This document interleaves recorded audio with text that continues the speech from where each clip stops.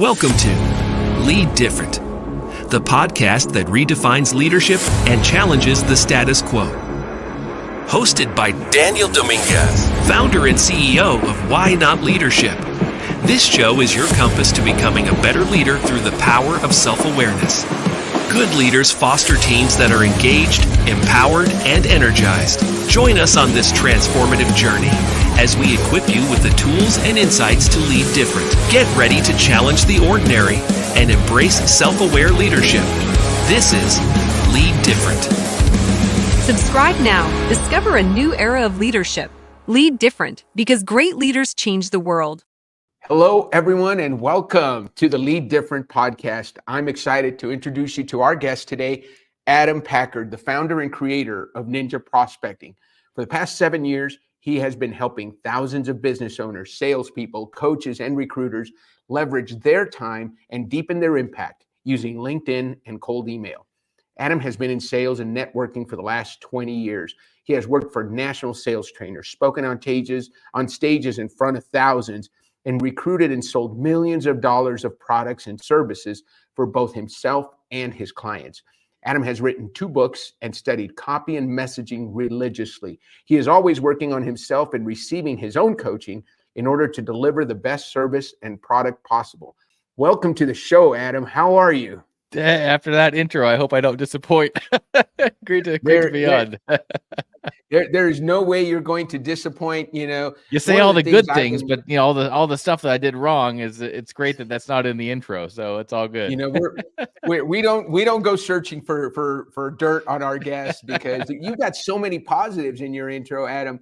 And here's what I know. I know your dad, 𝗏𝗏, has been a friend and a mentor and a coach to me for a few years now. And when he made this introduction, I can't believe he didn't make it sooner.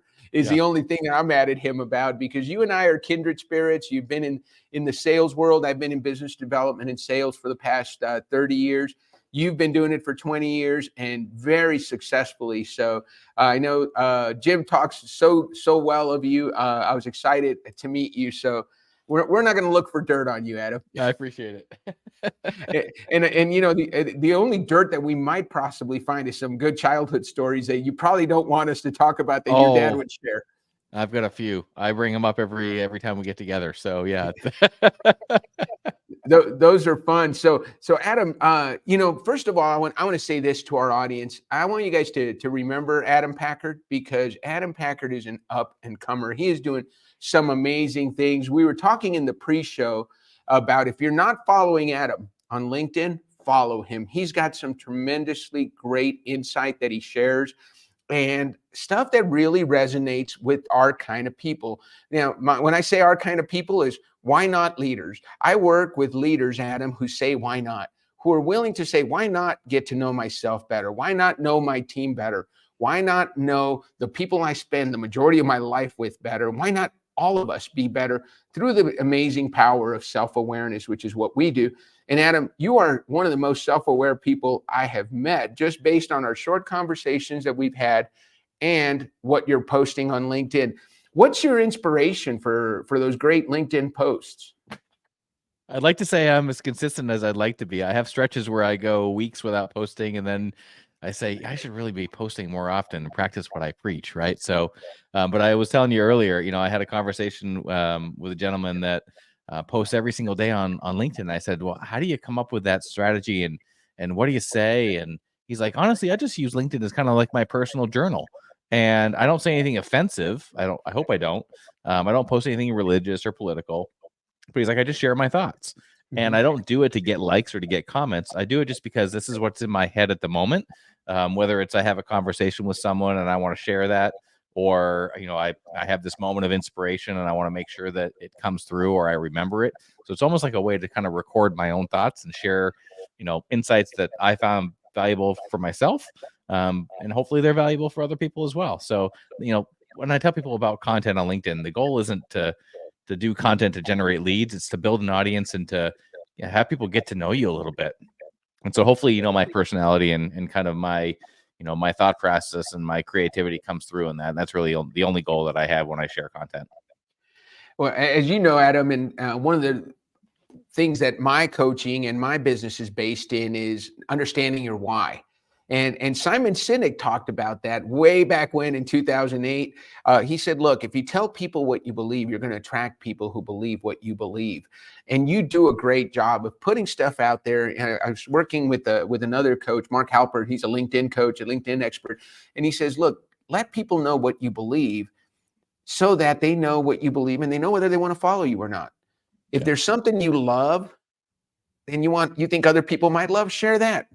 And if there's something you know that you think other people should know, share that. And I think you do a great job of that. So kudos on your, you might say it's not the most consistent strategy. From what I've seen, you've done a great job so far.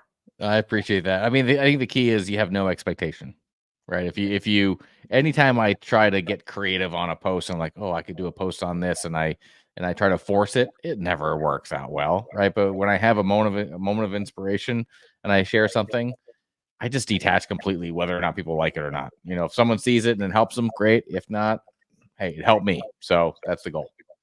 That's a great, and who was the author that shared that with you? So Chris Croft is someone that I had on our podcast recently. And he's a big LinkedIn trainer. He's got like 40 plus courses on LinkedIn Learning. And that was his take was treat LinkedIn and content like your own personal journal, and gives you a chance to just kind of record your thoughts, and that gets people inside your head. And I said, that's just genius. And I'm going to start doing the same thing. That's really good. Adam, I'm going to go back to a post you posted 4 days ago because it really goes well with our theme. The name of our podcast is the Lead Different podcast. We're all about thinking outside the box, doing things differently. And your post 4 days ago said, if you're not excited about what you're doing every day, it's time to think different. Think outside the box. No matter what business I've been in, the more fun I'm having, the more I attract the right people to me. Tell me what you tell the audience. What do you mean? What does that mean? Well, I mean, if you're not enjoying your business, why would anybody want to join you? I mean, we work with a lot of coaches, and a lot of them are just so serious and so focused. And I'm just like, if you're having a conversation with someone, detach completely from the outcome of whether or not they're going to become a client. I think you have to have more conversations in order to get to that point, right? If you have 2 or 3 conversations a month and you're desperate for clients, it's going to come across when you're talking to someone. When I talk to someone, I always like to kind of set the stage in the beginning and say, hey, Dan, before we even dive into a conversation, let's just set the expectation. What are we hoping to get out of this, right? Are we looking to just network? Are you looking for help in this area? Do you just want some ideas? Do you want to make a new friend? Can I help you in another area? And it almost lets people's guard down a little bit where they're like, oh, okay, so he's not going to just endlessly pitch me on his services. And, our company, Ninja Prospecting, I say it's the opposite of every, lead gen LinkedIn marketing company out there. And a lot of it has to do with our approach and how we, kind of position, when I get onto a call with someone. And that my first goal is to have a conversation, build a relationship. If you need our services, great. If not, I'll give you some ideas. But I think that's a better way to approach people. And when I say, have fun in your business, if you're not having fun in your business, find something else to do. I mean, life's too short to not enjoy what you're doing. I get to meet people from all over the world that have crazy stories and amazing backgrounds. Some of them become clients, some of them become friends, some I never talk to again. Some I can't stand and wouldn't want to talk to again because they just don't we don't vibe, and that's okay too. But if you're not enjoying what you're doing, I always enjoy sharing with my wife. Hey, I just talked to a guy, the other day that he's a business coach and he used to fight in the UFC. I was like, that's just cool. And then I've got another client that was a Navy SEAL and he teaches sleep training. I was like, that's really cool. And so I'm looking for these, stories and people I can meet that are just interesting and they love what they do and they're good at it. But I think you have to just enjoy the process more. I love that. That's really, really cool, Adam. And it goes with your goal. Our show prep, we looked at your mission, your goal. Your goal is to build relationships and approach people the right way, where you not only find opportunities today, but keep the door open for conversations in the future. And there's something to be said about not tying an outcome to the conversation. Let's just let it happen naturally. I enjoy those conversations so much. And I think the more we're in business and the more successful we are, the more people want to pitch us. Yeah. And the more people approach me naturally and we have a conversation, hey, at the end of the day, and you know this, Adam, we're here to sell, right? And we're in business development. We've got it. There's a number we have to hit. There's a business we have to run, and it doesn't run without sales. So we understand that sales are important. But what's the secret to detaching from the outcome, so that, because there's the pressure to make the sale and keep the business running. What's your advice to someone who's having a hard time and they have, as one of my good friends calls it, commission breath? You know, the client can just tell that you're just a commission check to them. Yeah, I mean, at the end of the day, the person that has the most conversations is going to win, right? Back when I was in my network marketing days, I was one of the top recruiters. My dad was a top recruiter.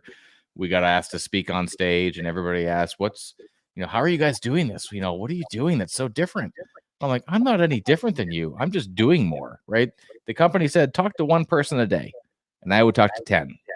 That's the only difference. I made up, Jim Rohn says, make up in numbers what you lack in skill. You get better. The more conversations you have, the more you flex that muscle, the more comfortable you're going to be when you get onto a call. So if you're not having a lot of conversations, even if it's just networking conversations, getting to know someone, from a cold message and learning how to start that conversation, whether or not they become a client or not, it's just a good muscle to start to learn how to work. And sadly, a lot of the people that we have conversations with rely mainly on referrals, warm market. They're hoping someone likes or comments on one of their posts and messages them. And I can count on one hand how many posts I've made in 7 years, and I've gotten that many clients out of it, right? So I think you just have to have a lot more conversations, and that's kind of where we come in is, listen, they don't always have to be sales conversations. I just created, some messaging and some strategy for a new client. And I told them, based on what you gave me, I don't want you to sound like every other coach reaching out to business owners, because if you approach people this way, you're immediately going to cut off any future opportunity you might have with them. But if you approach them this way, adding value first and not trying to sell them and pitch them in a message, and sadly, that's what everybody does on LinkedIn these days, which makes what we do stand out even more. But when you approach people the right way, yeah, they might become a client down the road, but you immediately rise to the top of the conversation pile. Like if you get 10 messages a day from people, and the one message says, "Hey Dan, would love to learn more about your podcast and the work that you're doing. Tell me more." You'd be like, "Awesome, I'll tell you more about my work." Versus me saying, "Hey Dan, I can fill your calendar with 20 appointments tomorrow. I don't even know your business, and I can fill your calendar." It's just, there's so much garbage on LinkedIn these days. When you approach it the right way, you just generate more of those opportunities. So I think at the end of the day, it comes down to having a lot more conversations, being comfortable with being uncomfortable, reaching out to cold people. It's like going into a networking event, right? The goal of going into a networking event, an in-person networking event, because I used to be a member of BNI, and I have a friend that runs a business called Master Networks, which is an awesome networking group. The goal of most people when they go to a networking group is, I'm going to try to sell every member in here my services. That's the opposite of what you should be doing. It should be, "Hey Dan, here's a little bit more about what I do. Who do you know that could use my services?" If Dan wants my services, great. If not, Dan knows thousands of people that he could connect me to. So I think you just have to be okay with having a lot more conversations, not having them all be sales conversations, and building a network of people that like and know and trust you. Man, that is gold right there. And really, a couple of things you said there that really strike home. And I don't know if you know Liz Wendling. She's got a short video on her profile. If you go to her LinkedIn, she talks about I, and how many of us are trying to start conversations with, "I would love to meet you. I have something that can help you. I." She says, look at your last 10 emails and count how many times you said "I," and change those to "you." And you did that expertly just now. Call someone and say, "Hey, Adam, I saw your podcast and I'd love to hear more about what you are doing." Make it about the other person. And that leads to the person understanding, hey, you care about them. It's not about you, because you can't help them until you know them. That's it. It's so funny when I get a message back from someone saying, "What are your prices?" And I'm like, I'm not going to share my prices with you. I don't even know what your business is. I don't even know if we're in alignment, if my values align with yours, if our philosophies are the same. If you're just competing on price, I'm not for you. So that's just, it's an easy, easy kind of deflection. But yeah, it's 100% true. Well, one thing you said that I want to make sure we highlight, I want to put this on a banner. This probably will be the headline for when we put your podcast out. The person who has the most conversations wins.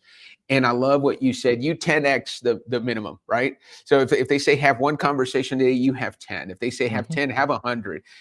Reps are so important. And I can tell just by talking to you, Adam, you've done this conversation thing for a while and you do it at a high level. You can tell when you're in front of someone who's a professional at what they do, because the conversation flows so easily.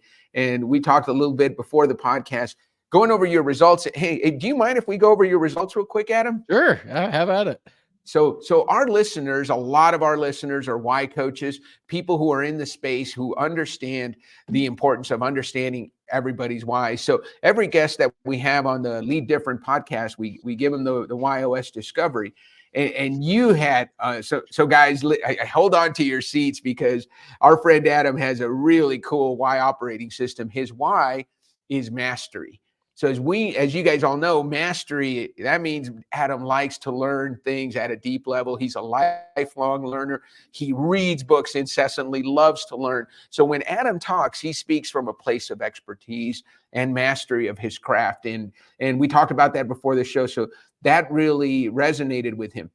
This is where, especially you why coaches, are going to say his how is simplify, which means he takes all that complex stuff, all that reading that he does, all that knowledge, and finds a way to make it simple and easy to understand. So you can imagine the value that brings to Adam's clients as he works with them, and is what is trust. And those, all three, just match so well. You learn things at a deep level, you make them simple and easy to understand, and you use that to build trust with your clients. And that's important to you.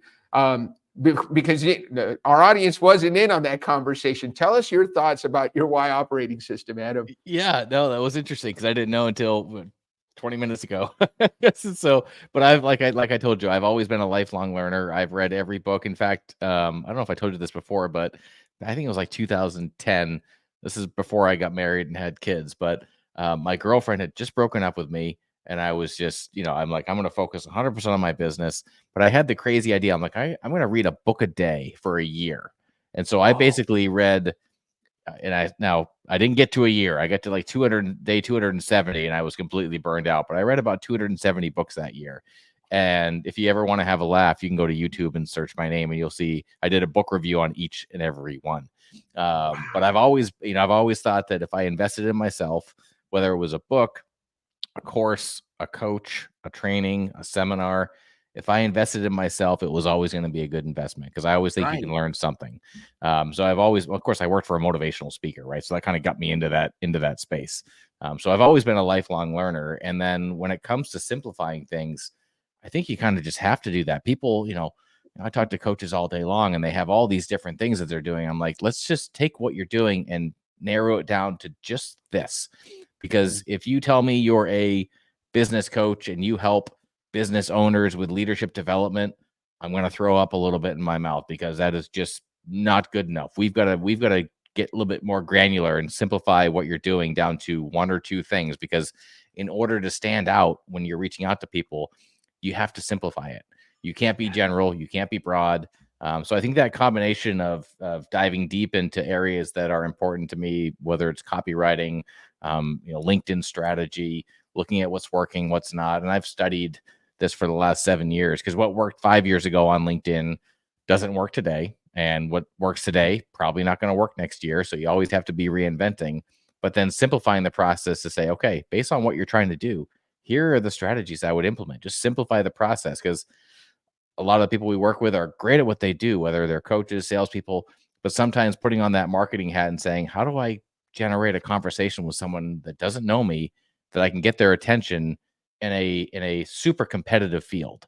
And that's what I just find so much joy in trying to figure out what is that thing that I can help you do to kind of oversimplify the process, where now all of a sudden you have as many conversations, because most conversations wins, as many conversations as you can handle, and do it in a way that feels authentic. And I know that's an overused term from 2023, but it has to feel like, okay, this is something that if I had the time and the knowledge to actually create something. This is exactly what I would do, and it matches their brand. So that's where I find joy is creating something, having the client come back to me and saying, this is spot on, this is awesome, I can't wait to get this going, and then watching the results come through, and that's a home run for me. Love that. Hey man, this is really good. So let's go into that a little bit, because the other thing, when we talk about trust, and your dad's big on trust. I think trust is, and authenticity. You talked about authenticity, so important. And I think when you enter into these conversations, a lot of people I work with are struggling to get their message out and build those relationships. So building trust comes from, I think, going in without an agenda, which you've talked about already. What's the key that you would say to building authentic relationships where people can build trust with you? Because you work with a lot of people. Yeah, it's different. Every time I have a call, of course, I have different types of calls, right? I have people that are looking to be on our podcast. I have people that are looking for ideas with LinkedIn. I have just networking conversations. And sometimes it's a mix of all of them. So I think kind of setting the stage at the beginning does a good job of just kind of letting their barrier down. I think once someone talks to me, because the key is cutting through the noise, right? If I can cut through the noise and get to a conversation, I've obviously done something to stand out. Because when a guy that does lead gen reaches out to you and you get 50 of those messages a week, if I'm able to cut through the noise to get to your calendar and we have a conversation, hopefully that shows you that I can help you do the same thing, because everybody's in super competitive fields. But when I have a first conversation with someone, I want them to like me. I want them to enjoy the conversation. I don't want them to feel like they're going to be hard sold. I want to add value. I want to give them some ideas. And I think just my personality and the way I just kind of let them just, tell me about your business. I want to hear, what's working, what's not. I'll share some ideas with you. If you want to know more about our process, happy to share it with you. It's no hard sell. I'm not going to pitch you and say, sign up today and you get X discount. That's not our approach. If it's a fit, great. If not, hey, we'll, stay in touch. And if and when you need me in the future, let me know. And I think when I kind of, start the calls that way, people immediately just kind of, keep your wallet in your pocket. I'm not going to ask you to buy, although you might want to. Let's just have a conversation here, see where it goes, and we'll take it from there. And I think that allows people to just kind of, be open. Of course, I do the typical rapport building, guy went to the same school as me, or, sure. I've, friend that lives in Dallas. Oh, I've got a good buddy that lives there. Just a little bit of that rapport building just to find out. And some people are more open to that. And some people are just like very strict and let's have an agenda and get through this. And those really aren't always my type of people. I want people that are fun, have a good personality, that love what they do, that are good at it. And those are the people I like to have those conversations with. And that's usually when the conversations flow really easily. I love that you said that, because one of the things you mentioned earlier, Adam, and this is so hard sometimes, especially when you're a solopreneur and you're just starting out, you want to take any business, but you stated very clearly, there are some people, you know what, maybe I don't want to work with them. And you're going to be very quick to say, you know what, we're probably not a fit, and say your goodbyes, but maybe you refer them to someone, or you say, hey, look, maybe we're just not a fit for each other. How hard is it to determine that? And then, you probably had a time when there was that pressure to take any business. How were you able to make the shift from, hey, I'll take any business because I'm trying to build my business, to, hey, now I can choose who I want to work with? And I think I tend to believe that you can do that at any time, but love to hear your thoughts on it. Yeah. Well, I mean, first of all, I'm a work in progress. I'm not perfect at this. And I have stretches where, things go dry and I'm like, I'll take anybody. And I realize that's never the right way to go. Back when I started this, it was anybody that had a LinkedIn account and a credit card. I'll figure it out, right? It didn't matter. Right. Since the last 7 years, we've grown quite a bit. But I actually had a sales trainer that I interviewed yesterday on our podcast, and we talked about the same thing. I said, anytime that you try to force it, whether they're asking you for a discount or can you do this instead? Anytime you force it, it never works out well. Yeah. But I think you have to get to the point where you're okay to turn people away. And that gives you almost like a position of power, and just, you feel better about yourself. If you don't feel like you can really help that person, you are not serving yourself by bringing them on board as a client, because it's never going to work out. Right. So he does a good job of saying, hey, you know what? based on our conversations, I don't think we're a good fit. I'd like to refer you to somebody else. And when you have the other person's best interest at heart, Yes. whether or not they don't become a client, but now you've generated a fan, right? Someone that thinks of you in a different light. So yeah, I have stretches where I probably bring on a couple people that I shouldn't bring on, but I try to be a little bit more diligent now in saying, I know I can help this person. But then you find that person that you're like, oh, I know I can help this person. And then you get too excited because you're like, this is a perfect fit. We're going to do great. And you need to sign up now. And so you get a little bit too antsy and too excited.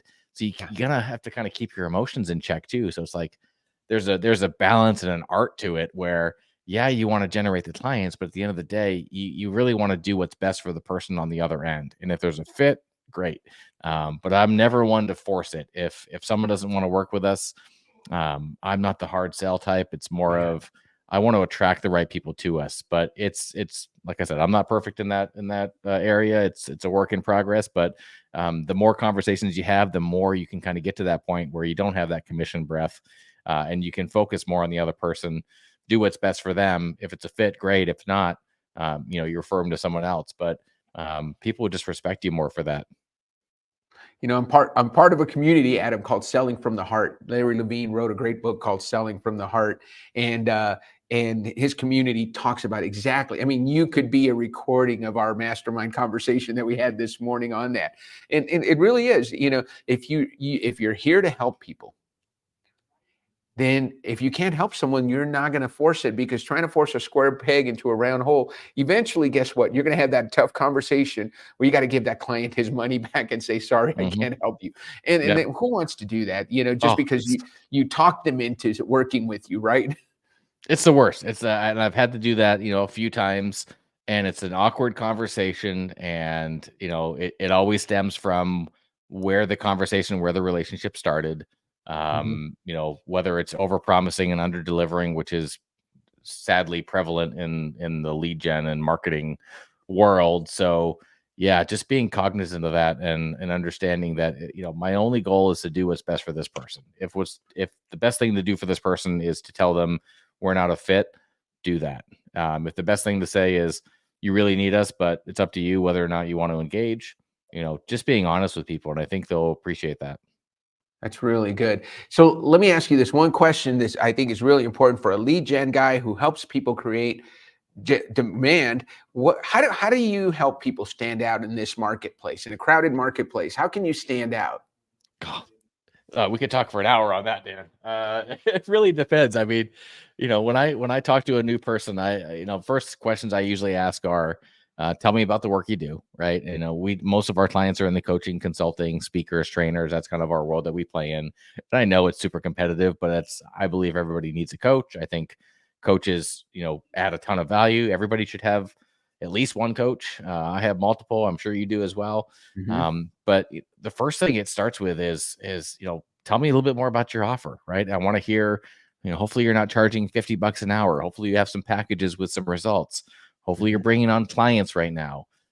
So tell me a little bit more about your offer and what makes it different. Tell me more about you and your background and how that relates to now what you do, because before COVID, there were 2 million coaches. After COVID, there's 6 million coaches. So you better have a way to stand out in a sea of coaches. What audience, is your ideal client? And if people say it's business owners or it's entrepreneurs, then sadly, you're not going to break through the noise. So, part of what I do, even if they don't become a client, is say, based on your background, this is the audience that I would target. Yeah, you can serve more than just that audience. Like if someone came to me and they said, hey, I have a B2B startup and we're trying to launch this software, can you help? Possibly, yeah. I market more to coaches just because I enjoy working with coaches. But doesn't mean I can't not have other people as clients. But I think it's super important to have that audience really dialed in, to have your offer, differentiated. And a lot of it needs to be more results based versus, oh, I can do this and I can do this. Well, that's great. But what is it going to get me at the end of the day? Like our deliverable is, yeah, we're going to do messaging and we're going to create a strategy and do outreach and start conversations. But at the end of the day, my goal is to not only help you generate the leads, but to help you convert them into clients. And so we've built a whole community. So I don't know of many lead gen companies that do the done for you stuff up front, but then have a community mastermind of other coaches, consultants, speakers, trainers that come together every single week. And we do sales training and coaching. We do mindset training and coaching. We do event marketing. We do content strategy. So it kind of gives them everything that they need for the business development piece, because you talk about, solopreneur, you can't do it all yourself. And, you might be very good at what you do, but there are other people that you could hire that can do these other things faster and better for you and get you better results. But a lot of people just aren't willing to make that investment. And so trying to find that group of people where they're very good at what they do, we kind of help them narrow down the offer and the audience and how to approach people. And then you talk about how to stand out and be different. It really depends on who you're targeting. If I'm targeting founders, business owners, C-suite, I can't approach you. Let's say you're a CEO of a 5,000 person company. I'm not going to reach out to you and say, hey, Dan, I can help your leadership team do X, Y, and Z. I've been a coach for the last 30 years. Here's my link. Let's book a strategy call. You're going to get crickets. They're not even going to respond. But if I reach out to you and say, hey, Dan, I work with a lot of CEOs of large companies. I'm putting together a book. And again, you can't be lying about this. It actually has to be true, right? So whether it's a book or an interview for content or articles that you share or a white paper or case studies, if I reach out to you and said, hey, Dan, I'm interviewing other CEOs like yourself to gain insights around how they're developing their teams for a new book I'm creating. Would you be open to chatting with me for 10 or 15 minutes and sharing some insights? I'd love to hear your take on how you do this with your team. You get plenty of responses that way. It's not a sales call for you, but now you've got your foot in the door and you've raised your credibility up, and you immediately stand out from the other 50 coaches that are reaching out to that guy trying to pitch and sell them. So depending on the audience that you're reaching out to, the approaches have to change. If you're targeting middle managers, you can be more direct. If you're targeting C-suite or founders, you have to think outside the box. But you have to look at multiple strategies at the same time in order to fill your pipeline. That's kind of what we do. Is everybody's plan and everybody's program is different based on what they're trying to do and who they're trying to reach. At the end of the day, it's all about more conversations. But how do we get to that point? And how do we help you stand apart from the other people that are in your industry that are probably reaching out to the same audience, and do it in a way that makes you, the top of the pile of the guy's mailbox? That's really good, Adam. Man, I think we could, I'm questioning the format of my show to keep it only to half an hour, because there's so many more questions I have for you. And we might just have to have you back for a part 2, Adam. But let's get to the we're why not leadership. So we like to ask the question, Adam, Nate, tell us about a time in your life that you said why not to a decision, a career choice, or something that you are so glad you said yes to, something that you said why not to, that you're glad you said yes to. Yeah, it's a great question, and I love it. I think when you look back over the course of career and different jobs and different paths we've taken, it's easy to look back and say, oh, that was a good choice, or, that worked out well. In the moment, things don't always seem that way. So I would say that why not moment probably came, 7 years ago, when I started doing this. I got laid off from a corporate role. I was never a corporate guy. I got recruited to work at a network marketing company on the corporate side, and I did it for 4 or 5 years. And I got laid off out of the blue. I had no idea what I was going to do. I had my new son. We, newly married, had just moved, and I got laid off. It was like the perfect storm. It was like everything happens all at the same time. And I had a friend reach out to me, and he said, hey, I know you're in between things right now. I can't pay you what you were making, at your corporate job, but you can come, help me with our new startup. And I need help generating some leads for this new business that we have. And I said, okay, well, I've been in networking and sales. I can figure this out. And that's kind of how I started the LinkedIn stuff. He was trying to sell advertising services online, like visual display stuff. And I basically Googled, how do I sell advertising, and realized the only, who's the audience, who buys this? And I realized the only place I could find him was on LinkedIn. I'm like, well, I have a LinkedIn account. Hadn't logged in 10 years. So let me log in and see if I can do this. And I started to figure out what works and what doesn't. Of course, like I said, things have changed a lot over the last 7 years. But we got some good results. And then my wife was like, hey, you should do this for other people. You're good at this. And I'm like, why not? Right.